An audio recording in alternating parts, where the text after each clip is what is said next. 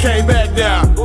I thought I'd let you know that I was gone, but I never left. I'm back now. I thought I'd let you know this brotherhood is a weapon, and I never let it go. Never let it free. Shit, I kill for my niggas. I thought I'd let you know. No coward, no nigga came back down. I thought I'd let you know that I was gone, but I never left. I'm back now. I thought I'd let you know this brotherhood is a weapon, and I never let it go. Never let it free. Shit, I kill for my niggas. I thought I'd let you know. Yeah, you nigga know I'm about to bring the heat, right? Shit, I used to leave the street light. Yeah, now I still keep the heat tight. Now nigga on gold like a green light. They say 144, nigga, you can get it. Ain't gotta tell me twice. Tryna stack a couple grand, get on some land, that'll put us on the field. I'm in the field with the Warriors. And you know a nigga glorious, but we still keep it G though. Keep them tools Home Depot. Might hit her with the Rico. Hey, hit the nigga with the Rico. Hey, say they fucked up the rap game. What you looking at me for? So I know they can't stand me. That's why I keep a Glock handy. Might sip a little brandy while I'm chillin' with the family. Tell them a real nigga landed. Dressing all black like a bandit. Bitch, I ain't come to play. Bitch, I came to do damage. No coward, no nigga came back down. I thought I'd let you know that I was gone, but I never left. I'm back now. I thought I'd let you know this brotherhood is a weapon, and I never let it go. Never let it free. Shit, I kill for my niggas. I thought I'd let you know. No coward, no nigga came back down. I thought I'd let you know that I was gone, but I never left. I'm back now. I thought I'd let you know this brotherhood is a weapon, and I never let it go. Never let it free. Shit, I kill for my niggas. I thought I'd let you know. Back, now we ballin'. Ain't Babylon fallin'. You know the path a nigga walk. Know that I walk. Nigga raised up, now I'm all in. And all I ever wanted was the win in the big body bench. Now I'm gone in the wind, tryna stack a couple in. Now let's get it in, yeah, let's get it in. About to make the shit tremble. 144, the rebel. About to turn it up a level. Heat the bitch up like lava. And it probably bring a whole mob. And all that we fear is our father. And I'm headed for the top dollars. And ain't none gon' stop me. None gon' stop. No coward, no nigga came back down. I thought I'd let you know that I was gone, but I never left. I'm back now. I thought I'd let you know this brotherhood is a weapon, and I never let it go. Never let it free. Shit, I kill for my niggas. I thought I'd let you know. No coward, no nigga came back down. I thought I'd let you know that I was gone, but I never left. I'm back now. I thought I'd let you know this brotherhood is a weapon, and I never let it go. Never let it free. Shit, I kill for my niggas. I thought I'd let you know. Ain't got no time to play. Ain't no other way. I got them soldiers on the way now. Ain't got no time to play. Ain't no other way. I got them soldiers on the way now.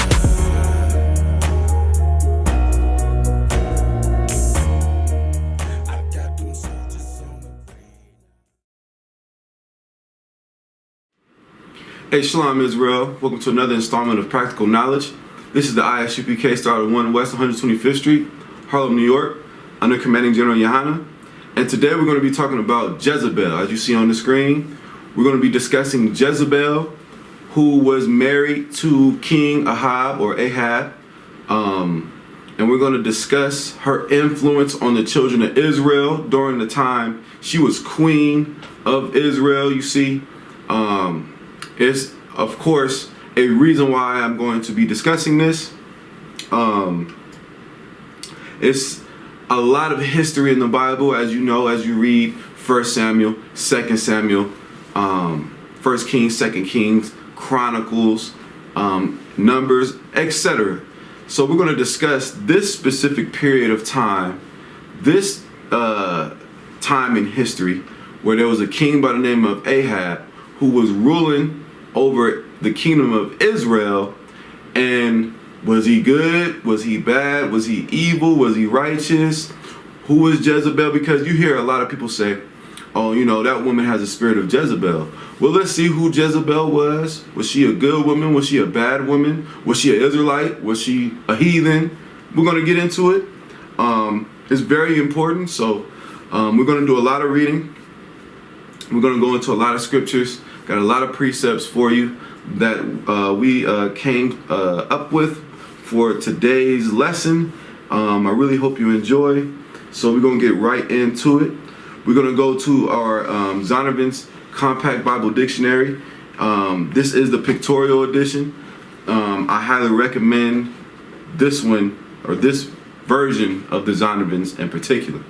Right? We're on page 431, or wherever you see Jezebel. Jezebel. Jezebel. Jezebel. Right? And we're going to read half of the definition. It says, Jezebel, daughter of Ethbaal, king of the Zidonians, and queen of Ahab, king of Israel, from 874 BC to 853 BC. You see? She had been brought up a zealous worshiper of Baal, and as the queen of Ahab, she not only continued her ancestral religion, but she tried to impose it upon the people of Israel. To please her, Ahab built a temple and an altar to Baal in Samaria. Now, we're not going to go too deep into that. I just want to give you a short summarization of what kind of woman we're dealing with. So, the woman by the name of Jezebel is the daughter of a Zidonian king by the name of Ethbaal, which was shown in the scriptures, and she was of the Zidonians. Who is Zidon, or in the Bible? We go to Genesis 10:15. And Canaan begat Sidon, his firstborn, and Heth. See, and Canaan was one of the sons of Ham. So that would make this woman a Hamite woman. Jezebel was an African. You see, King Ahab was not an African. King Ahab was an Israelite. There is a difference between the children of Israel and your biblical Hamites. So we're going to talk about the influence that this woman had on the children of Israel. You see, because it's very important. The Most High is a God who does not accept his people worshiping other deities and gods. You see, like I said, there's a reason why I'm bringing all of this out, and we'll discuss that as we continue on. So we have a little bit of history, or the origin of this relationship between King Ahab and Jezebel. So let's go to 1 Kings. We're going to go to 1 Kings. If you have not read 1 Kings, I highly recommend that you do. Get that history, right? History is very important. We're going to go to 1 Kings chapter 16, verse 29, where we begin to learn about King Ahab. Right? Was he righteous? Was he evil? Things of that nature. Things like that. So 1 Kings 16 and 29. And in the 38th year of Asa, king of Judah, began Ahab, the son of Omri, to reign over Israel. And Ahab, the son of Omri, reigned over Israel and Samaria 22 years. So Ahab's king, he ruled, his dominion lasted for 22 years until he died. And Ahab, the son of Omri, did evil in the sight of the Lord above all that were before him. You see, this is after Solomon, the kingdom split. You had a king of Judah and you had a king of Israel. So from Omri came Ahab, who was king over the tribes of Israel. Verse 31. And it came to pass, as if it had been a light thing for him to walk in the sins of Jeroboam, the son of Nebat, that he took to wife Jezebel, the daughter of Ethbaal, king of the Zidonians, and went and served Baal and worshipped him. Now we know in the Bible that Moses gave us the laws, and the first commandment is, thou shalt have no other gods before me. And what was going on with a lot of the kings of Israel is that we weren't satisfied with the Most High. We wanted to worship what we wanted to. We wanted to do what we wanted to do. And that's the same spirit Ahab had on him. You see? Collectively, as a nation, did everybody worship Baal? No, you had men of the Lord just like all the time. But Jezebel and her ancestral religions and beliefs was carried into Israel, and she got in the ear of King Ahab. You see? Verse 32. And he, so much so, right? Proving the statement I just said, verse 32. And he reared up an altar for Baal in the house of Baal, which he had built in Samaria. And Ahab made a grove. And Ahab did more to provoke the Lord God of Israel to anger than all the kings of Israel that were before him. And you had some wicked kings in Israel. You had some kings in Israel who slayed the prophets, who disobeyed the Lord, but Ahab was the wickedest of them all at his time. There were other kings after him who were wicked as well, but we're going to talk about Ahab. So Ahab married a Zidonian princess, essentially, and by the name of Jezebel, right? So during this time period, we see that there was a time in Israel where the kingdom was split, right? So we want to talk about a little bit of this deity Baal. We're going to talk about Baal just a little bit, just to give you an idea of the deity that Ahab introduced to the people of Israel, God's chosen people, with the influence of his wife Jezebel. Jezebel was in this man's ear. Oh, I come from the land of Ham and things like that, and she's sweet talking Ahab, and Ahab is telling her about our power, and she's telling him about her power, who they worship, where she comes from, their heathen god, and she gaming Ahab up. He's looking at her as a beautiful woman, and he really wants her, and he's gonna do whatever he can to please her. And what she wanted was Baal to be reverenced. That's what she wanted. So we're gonna learn a little bit about Baal. You gotta put yourself in those times. She wasn't just a woman that a random woman. She was a princess of the king of the Zidonians. So we're in Baal and the Zidonians, right? In the Zidonians, page 87, we have Baal. We're going to do the second paragraph. It says, Baal was worshipped on high places in Moab in the time of Balaam and Balak. Numbers 22:41. In Palestine, Judges 2 and 13, Judges 6 and 28 through 32. And in the time of Ahab and Jezebel, here's the point, the daughter of the heathen king of the Zidonians, the worship of the Most High was almost supplanted by that of Baal.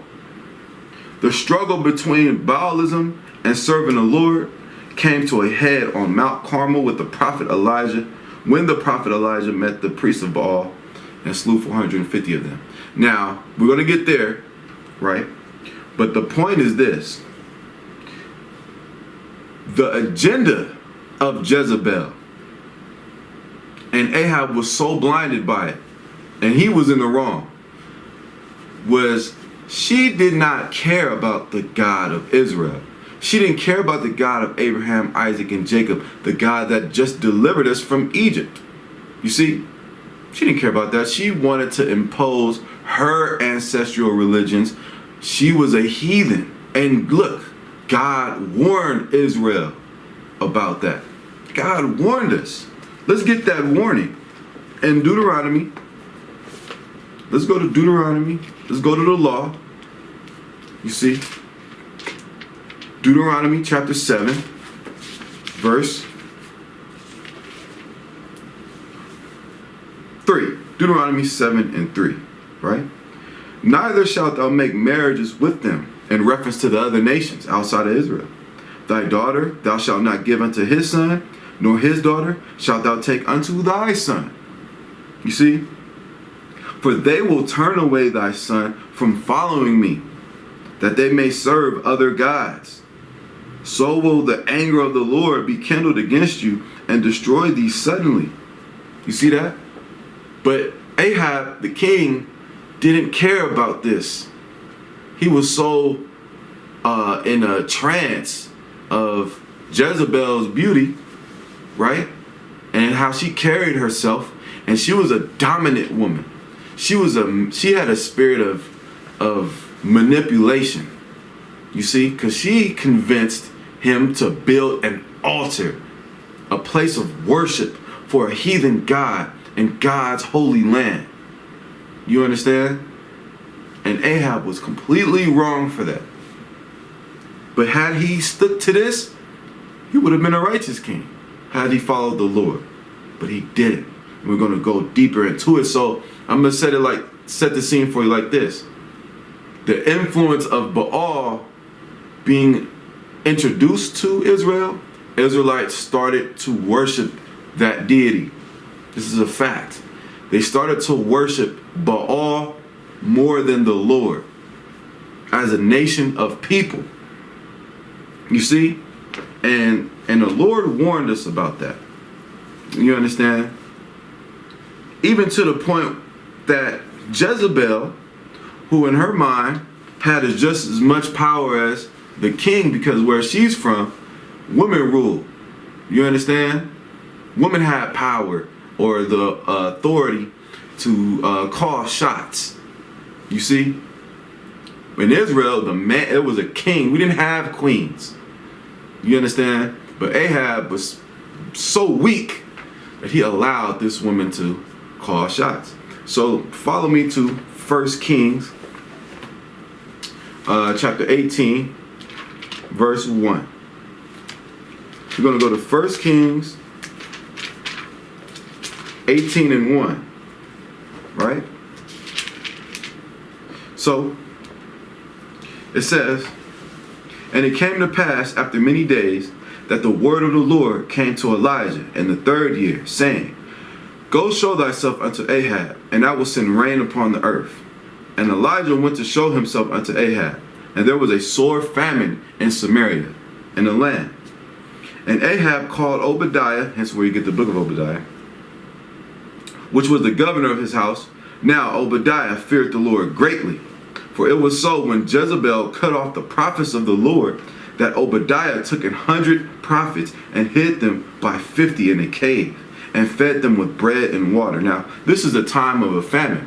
The reason why I'm reading 1 Kings chapter 18, verses 1 through 4, I want to show you that this woman had men of God killed. Why did she have these men of God killed? Because the men of God were teaching against Baal. They were teaching to serve the Lord. She didn't like that. You understand? She opposed it so much so that she had these brothers killed. She had hundreds of brothers killed. We're going to read some more, right? We're going to go to the same chapter, same book, 13th verse.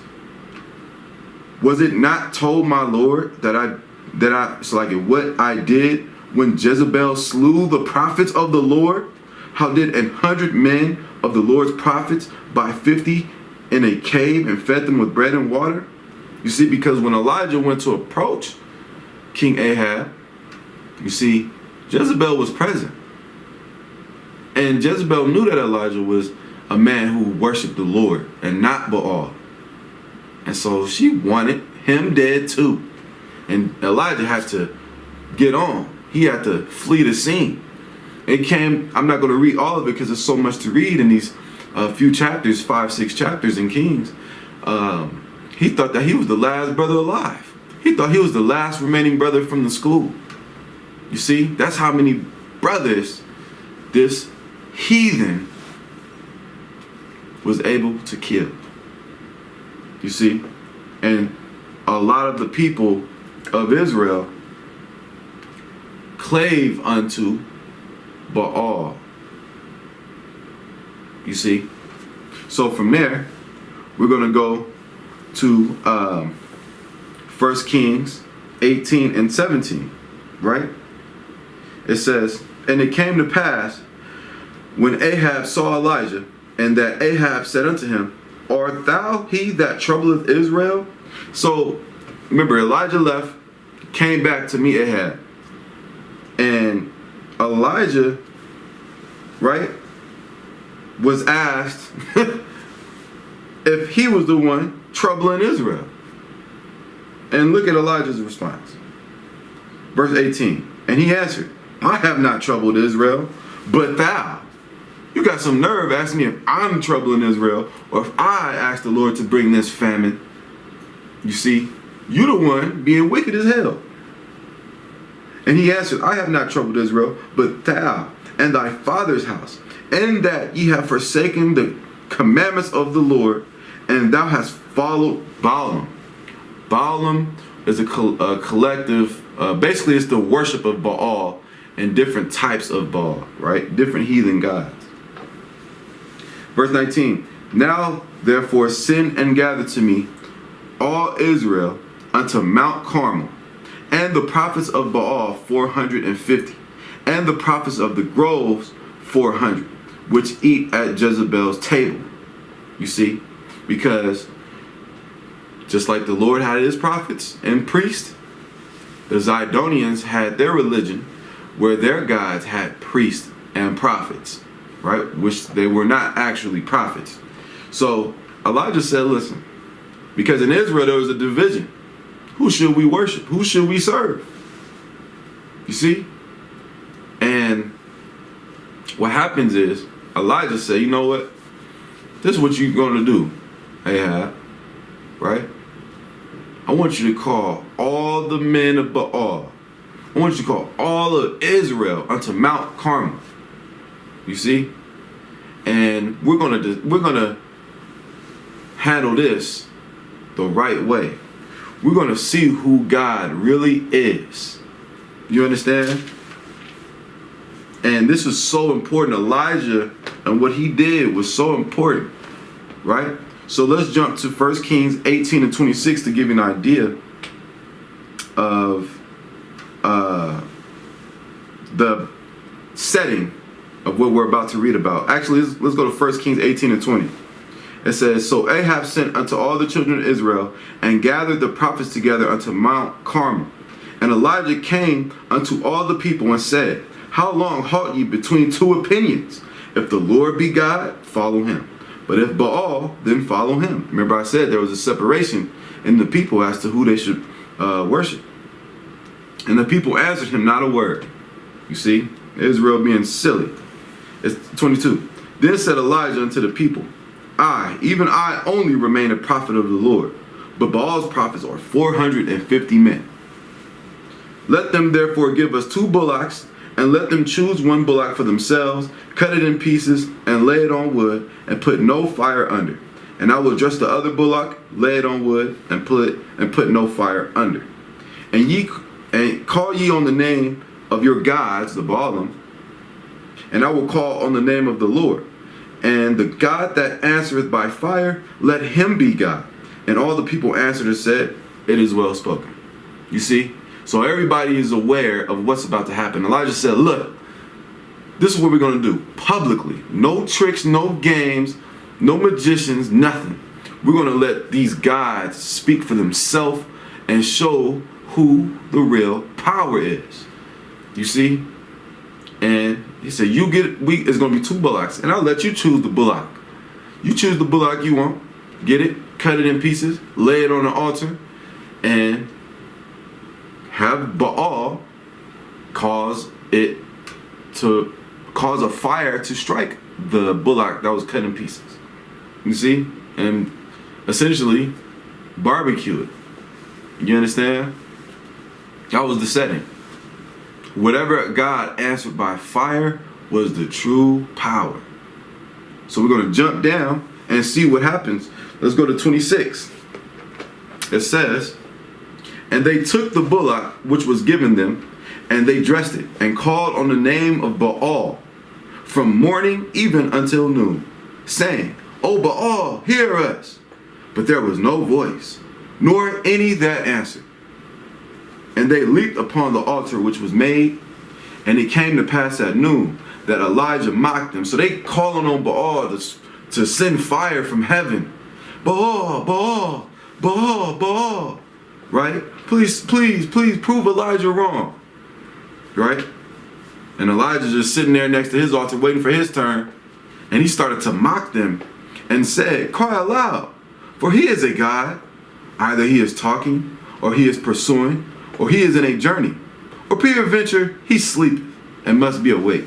So at this point, Elijah clowning, you see? And they cried aloud. That made them even madder. They're already stressed that Baal ain't answering them. It says, then they cried aloud and cut themselves after their manner with knives and lancets till the blood gushed out upon them. That's what heathens do. Heathens do heathen things. It said as their custom was. They've been doing this. You understand? Now, Baal never showed up. Baal never showed up. So now it's Elijah's turn. Right? So remember, Israel is watching all of this. Verse 36. 1 Kings 18 and 36. And it came to pass. Now, no, let me say this. They didn't have to put water around theirs. Elijah had water around his altar. You see? Because ain't wasn't gonna be no fire coming from the ground.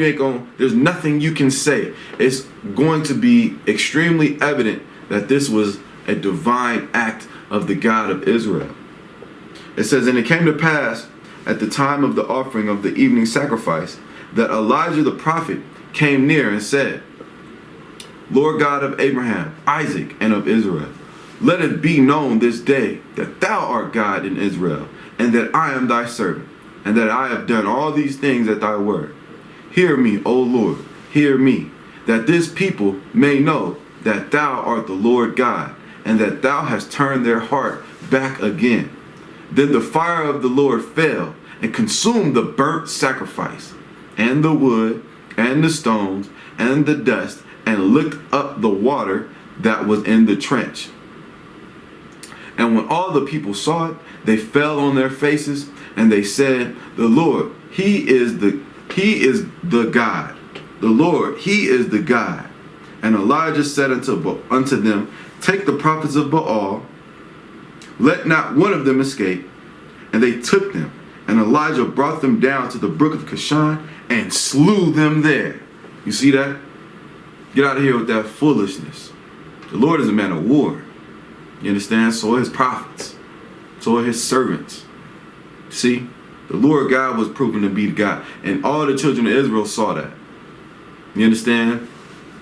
Unfortunately, time and time again, the Lord has to show Israel that he's God, that he's their power, and they backslide. That's why the Lord says in Jeremiah, return unto me, O thou backsliding Israel. You see? But now after this, right, Jezebel wanted Elijah dead. He didn't kill Jezebel. When Jezebel got the information that Elijah killed the 450 prophets, her false god didn't show up to the party, you understand, so to speak. She was, what's the word? She was extremely angry. You understand? She was extremely angry, and she wanted Elijah's head. She wanted him dead, right? So Elijah flees the scene again. He knows he can't stay in town because if Jezebel's men get a hold of him, he's dead. So he get on. So through the process of time, right? A few years later, we're at 1 Kings, the 21st chapter, right? Elijah has not talked to Ahab in a minute, right? It's been a while. Things is going on as normal. Jezebel still has a great influence. People didn't stop worshiping Baal as a whole. You understand? It was still heavily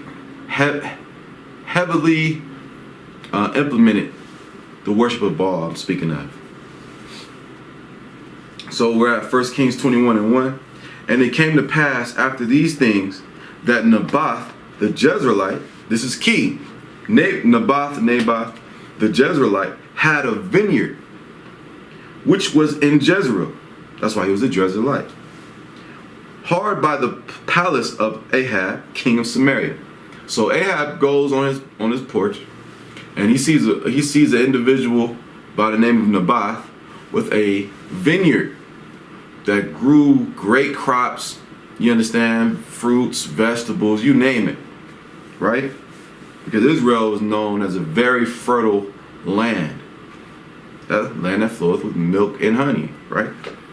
It says, which was in Jezreel, right? In verse 2, and Ahab spake unto Naboth, saying, give me thy vineyard, that I may have it for a garden of herbs, because it is near unto my house, and I will give thee for a better vineyard than it.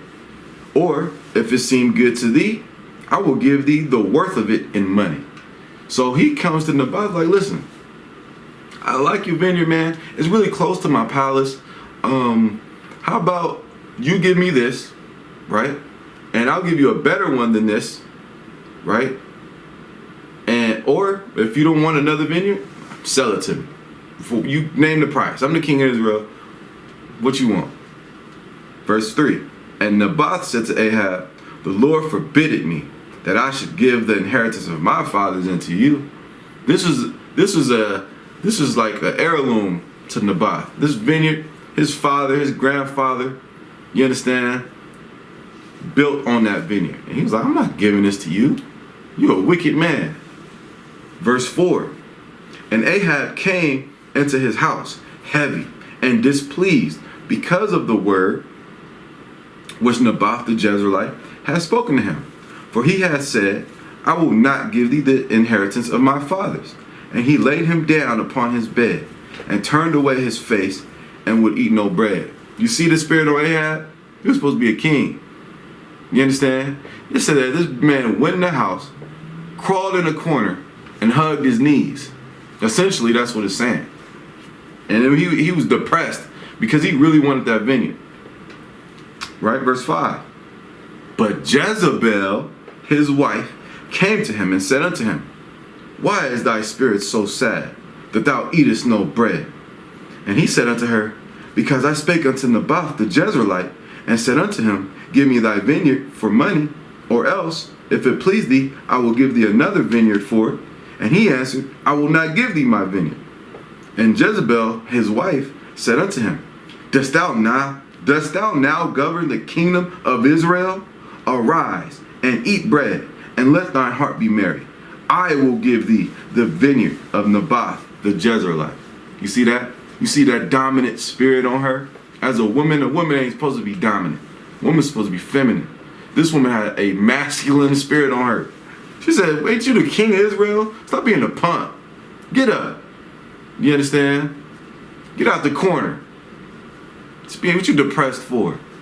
You the king of Israel. You want that land? I'm going to give you it. You understand? So now let's jump to 1 Kings 21 and 13. So let's see what happens. Let's see how she got the vineyard for Ahab. Verse 13. And there came in 2 men, children of Belial, and sat before him, Naboth. And the men of Belial witnessed against him, even against Naboth, in the presence of the people, saying, Naboth did blaspheme God and the king. Then they carried him forth out of the city, and stoned him with stones that he died. Then they sent to Jezebel, saying, Naboth is stoned and is dead. They had that man murdered. They brought up an accusation against him. They said that he blasphemed. Now, some scholars say that the God that he blasphemed was Baal. Some say the Most High. It doesn't definitely say, because we know that the influence that Jezebel brought, it would make a lot more sense if the God that he blasphemed was Baal, because, I mean, why would they care that he blasphemed the Most High, right? So, because they didn't want the worship of the Most High in that land. Jezebel didn't want that. So they was like, look, he's blaspheming God. You understand? And they stoned him. Right? Really, he probably didn't blaspheme anything. He just didn't want to give up his vineyard. You understand? So, continuing on. Verse 15. And it came to pass, when Jezebel heard that Naboth was stoned and was dead, that Jezebel said to Ahab, "Arise, take possession of the vineyard of Naboth the Jezreelite, which he refused to give thee for money. For Naboth is not alive, but dead." You see that, right? Continuing on. Verse 17. And the word of the Lord came unto Elijah the Tishbite, saying, "Arise, go down to meet Ahab, king of Israel, which is in Samaria. Behold, he is in the vineyard of Naboth, whether he is gone down to possess it." You see, so Elijah been gone, but now the Lord said, go meet King Ahab. Right? Verse 19. And thou shalt speak unto him, saying, Thus saith the Lord, hast thou killed and also taken possession? And thou shalt speak unto him, saying, Thus saith the Lord, in the place where dogs lick the blood of Naboth, shall dogs lick thy blood. And Ahab said to Elijah, Hast thou found me, O mine enemy? And he answered, I have found thee, because thou hast sold thyself to work evil in the sight of the Lord. Now let's jump down to 23. And of Jezebel also spake the Lord, saying, The dogs shall eat Jezebel by the wall of Jezreel. Him that dieth of Ahab in the city the dogs shall eat, and him that dieth in the field shall the fowls of the air eat. You understand? Verse 25. But there was none like unto Ahab, which did sell himself to work wickedness in the sight of the Lord, whom Jezebel his wife stirred up. And he did very abominably in following idols, according to all things as did the Amorites, whom the Lord cast out before the children of Israel. You see?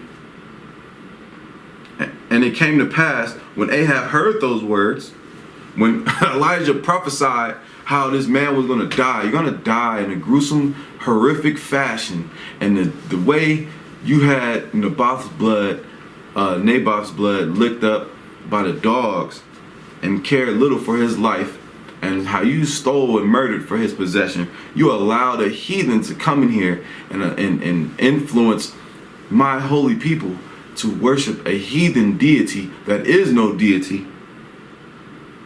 Verse 27, and it came to pass when Ahab heard those words, that he rent his clothes and put sackcloth upon his flesh, and fasted, and lay in sackcloth, and went softly. You see? And the word of the Lord came to Elijah the Tishbite, saying, Seest thou how Ahab humbleth himself before me? You see that? Ahab was terrified at the word of the Lord. See? It says, Because he humbleth himself before me, I will not bring the evil in his days, but in his son's days I will bring evil upon his house. See that? Look, the Most High is merciful, is long suffering. I'll put it like that, because he wasn't too merciful to Ahab. He could have killed him right there, but he said he'll bring it upon his house. Now, as you read later on in the on this specific account surrounding Ahab and Jezebel, Elijah, there was a king by the name of Jehu. We're going to read a little bit about Jehu before we get what killed Ahab, how him and Jezebel died. So let's get Jehu right in our Zondervan's Compact Bible Dictionary. And it is going to be the 5th paragraph, right? It says, Jehu appears first as a soldier in the service of Ahab, 2 Kings 9:25. Ahab and Jezebel were rejected for their crimes. God commanded Elijah to anoint Jehu king over Israel, a command which was fulfilled by Elisha, who sent a young prophet to Ramoth Gilead, where Jehu was with his army to carry out the command. Jehu was commissioned to smite the house of Ahab. When Jehu told fellow officers that he had been so anointed king, they proclaimed him king. Jehu sealed the city that the news should not precede him. Then he crossed the Jordan and drove impetuously, as was his custom, to Jezreel, whither King Joram of Israel had gone after being wounded in battle with Hazael of Syria. You see? It's going reading a little down. It says, he executed God's judgment upon the house of Ahab, as prophesied by Elijah. And though all he extirpated the worship of Baal, killing all worshippers whom he could collect, but he did not depart from the sins of Jeroboam. Because of his zeal for the Lord in the matter of Ahab's house, God allowed him to set up a dynasty which lasted over 100 years. Jehu, Jehoaz, Joram, and Jeroboam II. You see? Now, this is what, I'm not going to go to Ahab. Ahab, most know the account that he disguised himself and he went in the midst of a battle and he was struck by an arrow and he died. You understand? He was hit by like an arrow. They didn't know that he was the king, but the Lord knew. You understand? That archer was guided by God. But I'm going to go to Jezebel for time's sake. I'm going to show you the end of Jezebel, that wicked heathen woman who brought in the worship of Baal. So let's go to 2 Kings. Let's go to 2 Kings chapter 9, verse 30. Now that we got a little bit of history or understanding about King Jehu, and you'll understand why right now. 2 Kings 9 and we'll start at 30. And when Jehu was come to Jezreel, Jezebel heard of it. And she painted her face, she put on her makeup, and tied her head, and looked out at a window. So there was wars going on, and she knew that Jehu was present. She put on her makeup. You understand? She tied her head. She tried her best to look pretty, if you will. Right? And verse 31. And she looked out. She's in a high, like a tower almost. You understand? You want to imagine like a tower. She's looking from the window of that tower. And it says, and as Jehu entered in at the gate, she said, had Zimri peace, who slew his masters? And he lifted up his face to the window and said, who is on my side? Who? He totally ignored her. He said, who is on my side? Jehu was a soldier turned king. And there looked out to him 2 or 3 eunuchs. So the window was big. And there was 2 or 3 men up there. You see? And he asked, who's on my side? You understand? And he said, throw her down. So the eunuchs, they said, so they threw her down. And some of her blood was sprinkled on the wall and on the horses. Her body splat. You understand? That's how high up she was. And he trod her underfoot. And when he was come in, he did eat and drink and said, so he went into where she was and he had him a meal. Right? And then he said, as he's sitting at the table, he said, go now, this cursed woman. Go see now this cursed woman and bury her, for she is a king's daughter. That's the type of nobility Jehu was dealing with. He said, you know what? That is a king's daughter, regardless she's an Israelite or not. Us as Israel, we have morals. So just go bury her. Don't leave her out there. Verse 35. So the men went to go get the body. Verse 35. And they went to bury her, but they found no more of her than the skull and the feet and the palms of her hands. Wherefore they came again and told him, Jehu, and he said, this is the word of the Lord, which he spake by his servant Elijah the Tishbite, saying, in the portion of Jezreel shall dogs eat the flesh of Jezebel, and the carcass of Jezebel shall be as dung upon the face of the field in the portion of Jezreel, so that they shall not say, this is Jezebel. See, the Lord prophesied that, Elijah prophesied that the dogs would eat Jezebel. That woman fell from a high place, a high building, right? Her blood splat on the walls. You understand? She died instantly. All her bones did break. You understand? And Jehu he came into the city because he was standing at the gate at that point. You know, he's like, oof. You see? And he went in, made himself a meal. He was served. People knew he was Jehu and what he came to do, which was overtake that family or overthrow that family because they were wicked. And through the process of time, as he was done with his meal, he said, "Go and go bury her." The men went down to get her, and the only thing left of her was her skull and her hands, bones. Dogs came and ate her, as prophesied. Now that woman Jezebel was a woman who was able to manipulate a king of Israel to worship a heathen god. And we know in the Bible that is a big no according to the law. You see? And you know, people throw that term Jezebel, a Jezebel type woman. You know, you want to stay away from women or a woman or anybody with that demon on them that'll stray you from serving God, serving the Most High, serving Christ. You see, because listen, you might come to the truth with a woman and you tell her the truth, she don't want nothing to do with the truth.